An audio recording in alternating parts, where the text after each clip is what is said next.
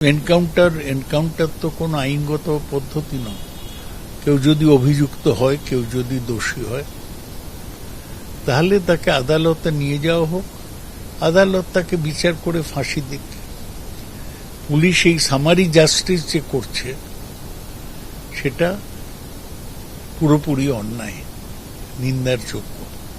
উত্তরপ্রদেশে তো এটা যোগী আদিত্যনাথ তার স্টাইল করে নিয়েছে। আসামেও হচ্ছিল কিছুদিন ধরে, এখন পশ্চিমবাংলায় চলে এলো। এইটাই দুর্ভাগ্যজনক। তৃণমূল কি এই ধরনের অত্যাচারকে সমর্থন করছে? অবশ্য এটাতে আমাদের খুব একটা কোয়েশ্চেন নেই, কারণ 15 বছর ধরে তো তৃণমূল আপনারা এটাই সমর্থন করেছেন। যাদের ধর্ষণ হয়েছে আমাদের মহিলাদের, তাদেরকে অপমান করা হয়েছে, আমাদের ক্যারেক্টার নিয়ে কাটাছেঁড়া করা হয়েছে, 8টার পর বেরোনো যাবে না, সর্দি কাশির মতো ধর্ষণও একটা জিনিস, রেট বেঁধে দেওয়া হয়েছে, অপমান করা হয়েছে। আপনারা যে এই কথাটা বলবেন এটাই তো স্বাভাবিক, কিন্তু বাংলার মানুষের জবাব দেবে। কেউ ধর্ষণ করেছে, তাকে ধরা হয়েছে, তাকে ক্রাইম সিনকে দেখাবার জন্য যখন তাকে নিয়ে যাওয়া হচ্ছে, সে চালাকি করে পালাবার চেষ্টা করছে, তখন তাকে মারা হচ্ছে। যারা এই ধরনের ভাবছেন যে পার পেয়ে যাবেন, কেউ জানতে পারবে না, আপনাদের কেউ সাহায্য করতে পারবে, কেউ বাঁচাতে পারবে না, এটুকু আপনাকে বলে দিচ্ছি। কামদুনিতে যে অপরাধ হয়েছে, কি তৃণমূলের কি ভূমিকা ছিল? অপরাধীকে কেউ বাঁচাতে পারবে না। যারা খুন করেছে, যারা গণধর্ষণ করেছে, তাদের পাতাল থেকেও খুঁজে বার করা হয়। আর কেউ এই ধরনের অপরাধ করলে, বিহার থেকে শুটার নিয়ে এলে, উত্তরপ্রদেশ থেকে শুটার নিয়ে এলে, যে বলেন যে বিহারের যে একটা চালু হয়েছিল এখানে, এই ঘটনার বলি অনেকেই হয়েছে। নির্বাচনের পরেও আমরা 3 জন আমাদের কর্মীকে হারিয়েছি, তৃণমূল খুন করেছে। কিন্তু তৃণমূলের কোনো কাউন্সিলর, বিধায়ক, সাংসদ এখনো পর্যন্ত আক্রান্ত হয়নি, সুস্থ আছে। আমরা চাইলে পরিস্থিতি অন্যরকম হতে পারতো, এবং চাইলে যখন তখন পরিস্থিতি অন্যরকম হতে করে দেওয়া যেতে পারে, সেটা মানুষও বোঝে, তৃণমূলও বোঝে। কিন্তু আমরা সে পথে হাঁটিনি। ওই পথটা কোনো সুস্থ রাজনীতির পথ নয়। কিন্তু অপরাধীদের স্থান হয় জেলের ভেতরে, আর না হলে আকাশের ওপরে। পুলিশের রিভলভার কেড়ে নিচ্ছেন, সেখানে পুলিশ একা নেই, পুলিশের সঙ্গে অনেক পুলিশ আছে যারা সেই ঘটনাটা পরিদর্শন করতে যাচ্ছে, সেটাকে রিকনস্ট্রাক্ট করতে যাবে, অর্থাৎ কেমন করে ঘটনা ঘটেছিল তার তদন্ত করতে যাচ্ছে। সেখানে এক ভ্যানওয়ালা আছে, চুল্লুখোর, মাদকখোর, যে ধর্ষণ করে খুন করেছে, সে রিভলভার কেড়ে নিল, আবার গুলিও চালালো, পালাতেও গেল, পুলিশে গুলি করতে হলো। পুলিশ কোথায় আমাদের? অথচ সেই লোকটাকে খালি হাতে একটা যুবক দেখছি টিভিতে ধরে নিয়ে যাচ্ছে থানাতে। বলুন, সে স্বীকার করছে মারের আগেই। তাহলে আজকে পশ্চিমবঙ্গের পুলিশটা কোথায় আছে বলুন আমাকে? এই পুলিশ দিয়ে কী করে পশ্চিমবঙ্গের আইন শৃঙ্খলা রক্ষা হবে, এটা আমার কাছে একটা বড় প্রশ্ন। এখন মুখ্যমন্ত্রী আসছেন, মুখ্যমন্ত্রী বলছেন, মুখ্যমন্ত্রীর কথায় এলাকার মানুষ খুশি হচ্ছে, মুখ্যমন্ত্রীর কথাতে এলাকার মানুষ ভরসা রাখছে, এটা খুব ভালো কথা। কিন্তু পাশাপাশি আজকের পুলিশ, সেই পুলিশের দুরবস্থাটা কিন্তু চোখে আঙ্গুল দিয়ে দেখিয়ে দিল। এনকাউন্টার করাটা মানে যে পালাচ্ছে তাকে ডিমোবিলাইজ করবার জন্য পুলিশের একটা অ্যাক্ট আছে, lower portion of the body. সেটা হয়েছে কি না আমি জানি না, সেটা হয়ে থাকলে ভালো, আর না হয়ে থাকলে এটা মোটেই সঠিক পদক্ষেপ না। হ্যাঁ, সে ঘটনা সাংঘাতিক, সমাজটাকে দূষিত করে দেওয়া হয়েছে, কামদুনি থেকেই শুরুটা হয়েছে। হ্যাঁ, তারপরে অনেক ঘটনা ঘটেছে। এই জিনিসগুলো বন্ধ করতে হবে, যা আমাদের সমাজকে দূষিত করেছে সেগুলো বন্ধ করতে হবে। এই সরকারের কাছে সেটা প্রত্যাশা করব। আসামি পালাতে চাইলে তাকে তো ধরতেই হবে, আর সেক্ষেত্রে যদি সে আক্রমণ করতে চায় প্রত্যাঘাত হবে। আর বিরিয়ানি খাওয়ানোর দরকারই বা কী আছে? এদের সরকারি পয়সা, আমরা তো প্রথম থেকেই বলেছিলাম। মানুষ এতেই সমর্থন দিয়েছিল যে সকালে ধরলে বিকেলে খরচ হবে। যদিও এটা অন্য ধরনের ঘটনা, আসামি পালাতে গিয়ে, আক্রমণ করতে গিয়ে পুলিশ নিজেকে বাঁচাতে এটা করতে হয়েছে। আজকের অন্যতম বড় খবর, বারুইপুর কাণ্ডে এনকাউন্টার, পুলিশের গুলিতে মৃত্যু ধৃত এক অভিযুক্তের। পুলিশের এনকাউন্টারে মৃত্যু, নাবালিকা নির্যাতন খুনে ধৃত প্রভাস মণ্ডলের। ঘটনার পুনর্নির্মাণের সময় পালানোর চেষ্টায় প্রভাস মণ্ডলের দাবি পুলিশ সূত্রে। পুনর্নির্মাণের সময় এক পুলিশ কর্মীর আগ্নেয়াস্ত্র ছিনতাই করে গুলি প্রভাসের। এক রাউন্ড গুলি চালিয়ে পালানোর চেষ্টা করে ধৃত প্রভাস মণ্ডল। পুলিশ সূত্রে এমনই দাবি করা হচ্ছে, আর এই প্রভাস মণ্ডল পালানোর চেষ্টা করতে পাল্টা গুলি চালায় পুলিশ। গুলিবিদ্ধ প্রভাস মণ্ডলকে বারুইপুর হাসপাতালে নিয়ে গেলে সেখানে মৃত ঘোষণা করা হয়।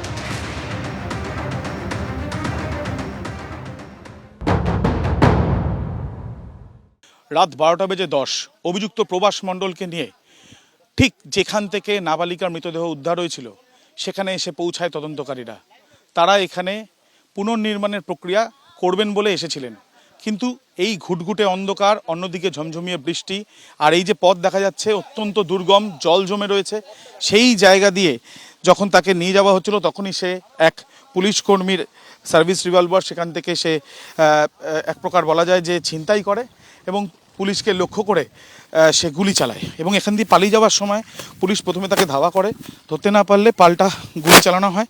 এবং গুলি চালানোর পর যেটা দেখা যাচ্ছে যে তার গুলিবিদ্ধ হয় সে, এবং গুলিবিদ্ধ হওয়ার পরে ঠিক যে জায়গায় আমরা দাঁড়িয়ে আছি চারিদিকে ক্ষেত এবং জলাশয়, এখানে আশেপাশে কোনো মানুষ বসবাস সেইভাবে করেন না। আর এই জায়গাটা, যেই জায়গাতে আমরা দাঁড়িয়ে আছি সেই জায়গা সম্পূর্ণভাবে ঘিরে রাখা হয়েছে পুলিশের তরফ থেকে। আর এখানেই গুলি খেয়ে বা গুলিবিদ্ধ হয়ে প্রভাস মণ্ডল এখানে লুটিয়ে পড়ে। এরপর পুলিশ আধিকারিকরা তাকে সেখান থেকে নিয়ে স্থানীয় যে হাসপাতাল রয়েছে সেখানে নিয়ে গেলে সেখানে যিনি কর্তব্যরত চিকিৎসক তিনি মৃত বলে ঘোষণা করেন। ইতিমধ্যে পুলিশ আধিকারিকদের তরফ থেকে প্রবাসের পরিবারের সদস্যদেরকেও যোগাযোগ করা হয়েছে এবং বিষয়টি জানানো হয়েছে। এই ঘটনার পর ময়নাতদন্ত হবে এনকাউন্টারে মৃত্যু হওয়া এই অভিযুক্ত প্রভাস মণ্ডলের।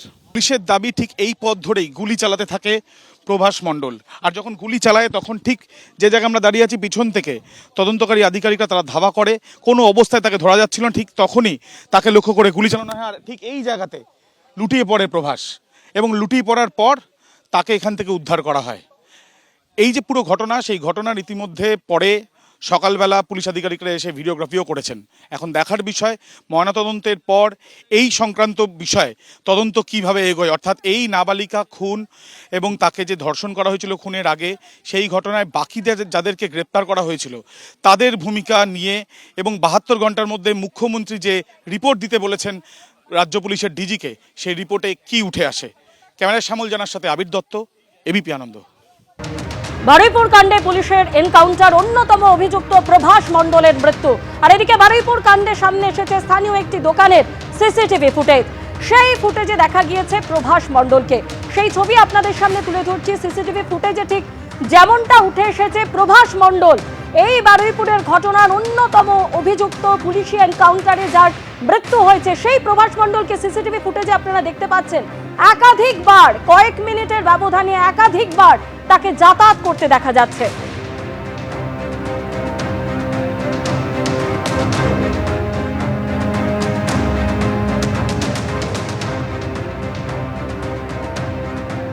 বারুইপুরের ঘটনায় পুলিশের এনকাউন্টারে অন্যতম অভিযুক্ত প্রভাস মণ্ডলের মৃত্যু। আর এই নিয়ে নিহত নাবালিকার বাবা তিনি প্রতিক্রিয়ায় জানাচ্ছেন, সরকারের উপর আস্থা আছে, সম্পূর্ণ ভরসা আছে। পুলিশের উপর পুরো রাস্তা আছে, সরকারের উপর পুরো রাস্তা ভরসা আছে। সিএম কালকের কথা দিয়েছে সেভাবে উনি যেভাবে কাজ চালিয়ে যাচ্ছে আমরা খুব খুশি, অত্যন্ত খুশি। সিএমের উপর পুরো ফুল ভরসা আছে আমাদের, পুলিশের উপরে পুরো ফুল ভরসা আছে। পুলিশ না থাকলে আমরা এত এগোতে পারতাম না কোনোদিন। খুশি আমি, তাতে খুশি। আরও যারা আছে তারা অ্যারেস্ট হবে, দোষীদের শাস্তি হোক, এটুকু আমি চেয়েছি। দাদাও এই জিনিসটা খুব মাথায় রেখেছে, দাদা আমার ভরসা দিয়েছে, দাদার ওপর ফুল ভরসা আছে। আমার যে সিএম আছে না, ওনাকে দাদা বলে আমরা সম্মান করি। দাদা ফুল ভরসা দিয়েছে, ওনার ওপর ফুল বিশ্বাস, আশা, ভরসা সব আছে আমার। আমি কঠোরভাবে সাজা চেয়েছি, দাদা বলে তুমি শুধু আমার কাজ দেখে নাও। আর সত্যি দাদার ওপর আমাদের ভরসা আছে খুব। এর আগে এই ধরনের ঘটনা, যেখানে নির্যাতনের শিকার হয়েছে নাবালিকা, তৃণমূল আমলে একাধিক ঘটনা ঘটেছে। সেই ঘটনায় যারা নির্যাতিতা, যাদের মৃত্যু হয়েছে, তাদের পরিবারের সদস্যরা এই এনকাউন্টারের ঘটনা সামনে আসার পর কে কি বলছেন শুনুন। দেখুন, বারুইপুরে যে ঘটনা ঘটেছে এই ঘটনা মেনে নেওয়া যায় না, কিন্তু এর জন্য দায়ী যদি কেউ থাকে সেটা হলো মমতা বন্দ্যোপাধ্যায়। উনি 15 বছর যখন ক্ষমতায় ছিল, দিকে অনেক পাকশিট থেকে শুরু করে কামদুন থেকে গাইঘাটা থেকে অনেক জায়গায় গণধর্ষণ খুন হয়েছিল।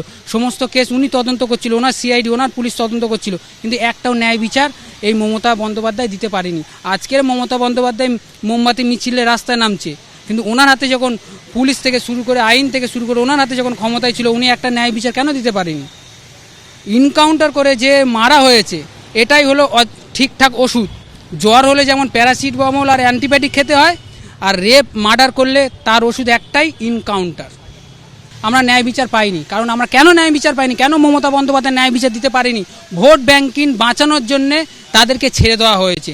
আমাদের ঘটনাটা ঘটিয়েছিল কে? তৃণমূল প্রধানের ভাইপো। যেমন সন্দেশখালীতে শেখ শাহজাহান রাজত্ব চালাতো, কামদুনি শাসন এলাকায় আনসার আলী তার সহকর্মীরা রাজত্ব চালাতো। আমার দিদি সেদিনকে বাড়ি ফিরছিল, আমার দিদির গণধর্ষণ ও খুন করে। এটা মমতা বন্দ্যোপাধ্যায়ের নির্দেশে পোস্টমর্টম রিপোর্ট পুরো ভুলভাল করেছে। আমি কানতে কানতে আসি, আমার মেয়ের কোনো ন্যায় হয় নাই। লোয়ার কোর্টে ফাঁসির ব্যবস্থা হইলেও হাইকোর্ট সুপ্রিম কোর্টের আমার ওই ফাঁসির ব্যবস্থা হইল না। সেই জন্য আমি আজ পর্যন্ত আমি এইটাই আশাতে আছি যে আমার মেয়েরও আর ফাঁসির সাজা হোক, ওই 21-এ ফাঁসির সাজা হোক, এইটাই আমি মনে করি। ওই মা ভাগ্যশালী, আমি এইটাই বলতে চাই, ভাগ্যশালী। ওনার মেয়ে মারা গেছে কিন্তু ন্যায় পাইল, 21 সাথে সাথে সাজা পাইল, ইনকাউন্টার হইল। আমার কেসেও মাটিগাড়ার থানার পুলিশ এরকম করতো, আমাকে তখন শান্তি হইতো আমার মনে। হ্যাঁ, আমার মেয়েকে এরকম ধর্ষণ করছে, ওর পরে ও আজকাল নাই, ওরও জীবন হারাইতে হয়েছে, আমি এরকম ভাবতাম। আমার বিয়ের সময় তো বিচার পাইনি, আর বারুইপুরে যে ঘটনাটা ঘটেছিল ইনকাউন্টার করে দিয়েছে, আমি খুব শুনে খুশি হলাম। আমার বেলাও যদি এরকমই করতো আমি খুশিই হতাম। আমি সঠিক বিচার পাইনি, কারণ প্রাক্তন মুখ্যমন্ত্রী যে আমাদের বিচার দেওয়ার কথা বলেছিল, সুবিচার দেয়নি আমাদের। আমি যে লিখিতগুলো নিয়ে গেছিলাম, উনি বলেছিল যে হ্যাঁ দেখব, কিন্তু কিছুই দেখেনি আমাদের। যে ঘটনা ঘটেছে বারুইপুরে, এনকাউন্টারে মৃত্যু হলো অন্যতম অভিযুক্ত প্রভাস মণ্ডলের। তা নিয়ে রাজনৈতিক প্রতিক্রিয়া একের পর এক আসতে শুরু করেছে। বিরোধীদের কি প্রতিক্রিয়া, মৌসম বেনজির নূর কি বলছেন, দেখব। এটাকে আমরা সবসময় ধিক্কার জানাই যারা করেছে, এবং এটার বিরুদ্ধে যেমন মানুষের একটা ক্ষোভ আছে, আমাদের সবারই ক্ষোভ আছে, এবং যারা ঘটনা ঘটিয়েছে দৃষ্টান্তমূলক শাস্তি হওয়া দরকার, ফাঁসি হওয়া দরকার আমরা মনে করি, এবং খুব স্ট্রং অ্যাকশন নেওয়া দরকার। কিন্তু তার সাথে সাথে আমি এটাও বলবো যে এই যে পুলিশ এনকাউন্টার যে করা হচ্ছে, কিন্তু লকে কিন্তু করে মানে সাপোর্ট করে বা লয়ের গাইডেন্সে কিন্তু হচ্ছে না। আমাদের দেশে কিন্তু একটা আইন আছে, একটা সিস্টেম আছে, সেটাকে মেনে কিন্তু করা হচ্ছে না। যেটা আমরা ইউপির কালচার দেখেছি, যবে থেকে বিজেপি ক্ষমতায় এসছে, ইউপির কালচার কিন্তু আমরা আস্তে আস্তে বেঙ্গলে দেখতে পাচ্ছি, যেটা বেঙ্গলের কালচার নয়। ইউপি 2.0 আমরা এতদিন শুনতাম ইউপি হচ্ছে এনকাউন্টার রাজ, ঠকতো সরকার। আজকে বাংলায় এই প্রথম এনকাউন্টার আমরা দেখলাম, এবং বিজেপি, আমার আশ্চর্য লাগছে, তারা বলছে এটা দৈব বিচার। আমি যতদূর জানি ভারতবর্ষের মানুষ, বাংলার মানুষ, আমরা এখনো একটা দেশে বাস করি যেটা সাংবিধানিক আচারে চলে, যেটার সংবিধান হচ্ছে সুপ্রিম রুল বুক। আমরা তো ভগবদ্গীতা, বাইবেল, কুরআনের বিচারে চলি না, আমরা তো কনস্টিটিউশনে চলি, এবং আমরা বিএনএসএস, আইপিসি, সিআরপিসি যেটা ছিল সেই বিচার ব্যবস্থা, সেই ন্যায় ব্যবস্থায় চলি। সেইখানে দাঁড়িয়ে বাংলার মানুষকে যদি কোনো পার্টি, কোনো সরকার বলে যে তারা দৈব বিচার হচ্ছে, এর থেকে বড় লজ্জাজনক জিনিস হতে পারে না। বারুইপুরের ধর্ষণ কাণ্ডে প্রধান অভিযুক্ত আজকে এনকাউন্টারে মারা গেলেন। দেখুন, আমি একজন আইনজীবী হিসেবে কখনো এনকাউন্টারকে তো সেভাবে সমর্থন করতে পারি না, ফান্ডামেন্টাল রাইট এই সমস্ত কথাগুলো মাথায় রেখে। কিন্তু ব্যক্তি হিসাবে কথা বলতে পারি যে পশ্চিমবঙ্গে আজকে একটা নতুন দৃষ্টান্ত স্থাপন হলো যে এই প্রশাসন দুর্বল প্রশাসন নয়, এই প্রশাসন কোন রকম কাউকে রেয়াত করার মতন প্রশাসন নয়। প্রধান অভিযুক্ত বন্দুক ছিনতাই করে পালাতে যাবেন আর প্রশাসনের লোকেরা রসগোল্লা ছুড়বে, তো এই পদ্ধতিতে প্রশাসন চলবে না। যেভাবে যারা করবে তার জবাব প্রতিটা মুহূর্তে ইঞ্চিতে ইঞ্চিতে দিয়ে দেওয়া হবে। আমি মনে করি এটা একটা স্ট্রং ডেটারেন্ট হয়ে থাকলো। আমরা আমাদের এই সমাজে আরো এই ধরনের বেশ কিছু ডেটারেন্ট চাই। এই ডেটারেন্ট গুলো আগামী দিন আমাদের একটা সুন্দর এবং সুষ্ঠু সমাজ গড়ে তুলতে সাহায্য করবে। এবিপি আনন্দ, এগিয়ে থাকে, এগিয়ে রাখে।